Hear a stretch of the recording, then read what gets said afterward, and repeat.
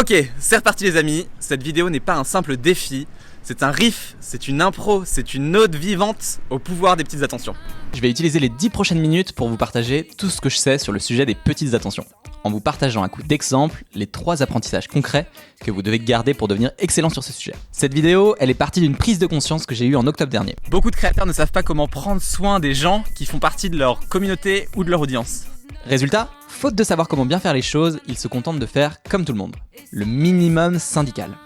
Alors que pour créer des liens uniques avec vos clients ou votre communauté, vous devriez plutôt vous demander à chaque heure de la journée comment vous pouvez faire mieux que la moyenne. C'est un problème qui nous concerne tous, on a l'impression que les petites attentions qui donnent le sourire, ça prend du temps pour des résultats incertains, et donc on perd l'habitude de surprendre et d'émerveiller les gens qui comptent pour nous. Mais c'est une erreur!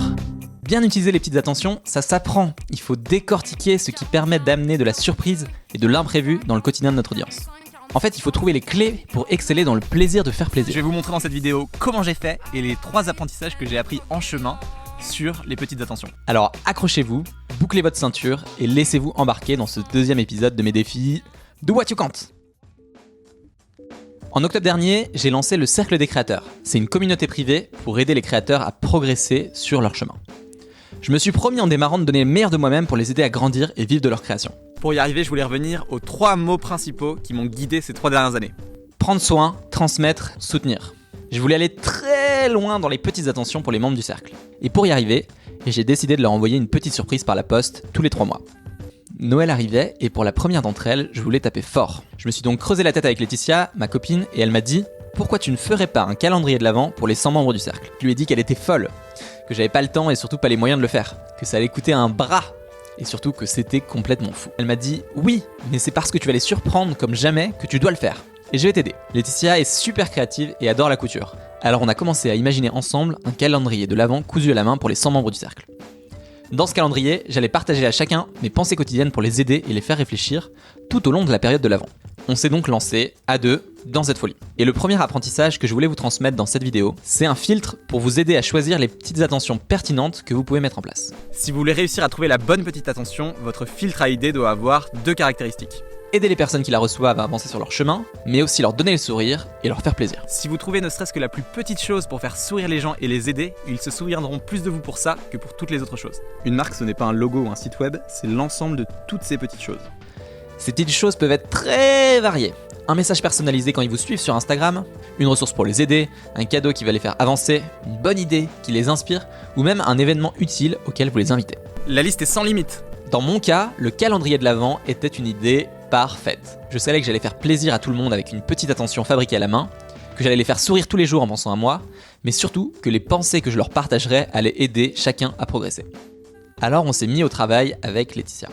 Pendant qu'elle sortait sa machine à coudre, tous les soirs, pour réaliser à la main 100 petits sacs en tissu, je préparais les 24 pensées quotidiennes qui seraient dans le calendrier. En cours de route, on s'est rendu compte que ça allait pas être si simple. On en a bien bavé à le faire.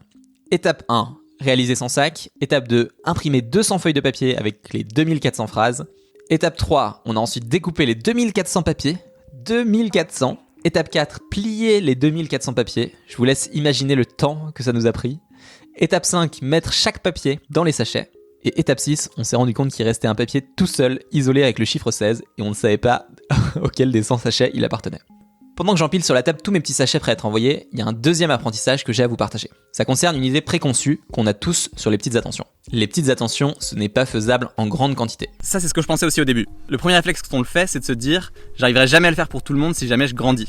Mais je pense qu'au fond, c'est un mensonge qu'on se raconte parce que personne n'a le cran de faire ces petites attentions pour le plus grand nombre. C'est super dur en vrai. Si un jour vous devenez plus gros, rien ne vous force à agir comme une grande entreprise vieillissante qui n'arrive pas à faire plaisir à tous ses clients. Même les petites attentions, ça peut scaler et grossir avec vous.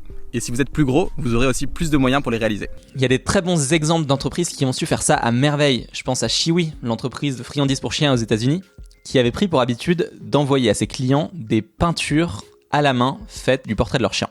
Et il y en a une deuxième qui me vient en tête, c'est CD Baby, l'entreprise qui avait fondé Directiverse, dans laquelle tout le monde avait un téléphone sur son bureau pour répondre aux clients qui appelaient et leur donner le sourire. C'est des trucs qui demandent des efforts, qui demandent de l'attention, mais qui sont tout à fait scalables. Les petites attentions, elles peuvent grandir avec vous à partir du moment où faire plaisir est une valeur que vous portez. J'en suis vraiment convaincu. Bon, revenons à nos moutons.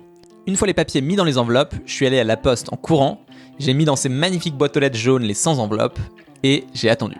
Au début, je pensais que ça allait mettre quelques jours à arriver chez chaque membre du cercle. Mais 24 heures plus tard, j'ai été sidéré par ce qui s'est passé. Une pluie, mes amis. Une pluie de retours sur les réseaux sociaux et par email. Les membres du cercle étaient tellement heureux de cette surprise inattendue qu'ils l'ont partagée à tous leurs abonnés.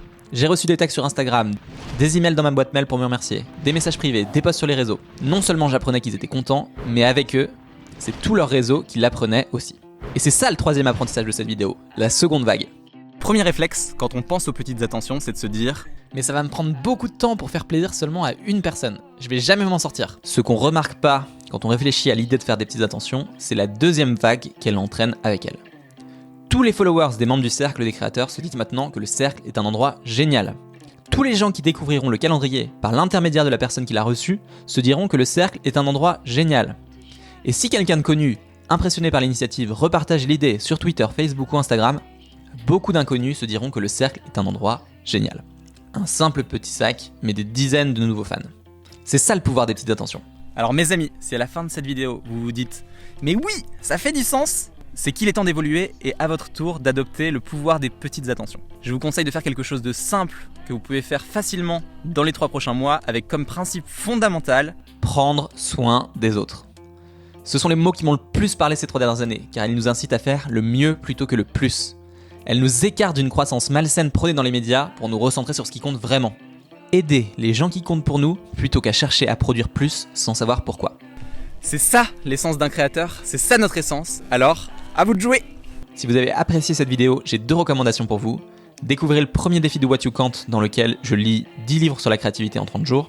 Et si vous êtes créateur, téléchargez mon guide de A à Z pour construire son audience en tant que créateur. Je suis sûr que vous allez adorer. Bonne semaine à tous et on se retrouve lundi prochain!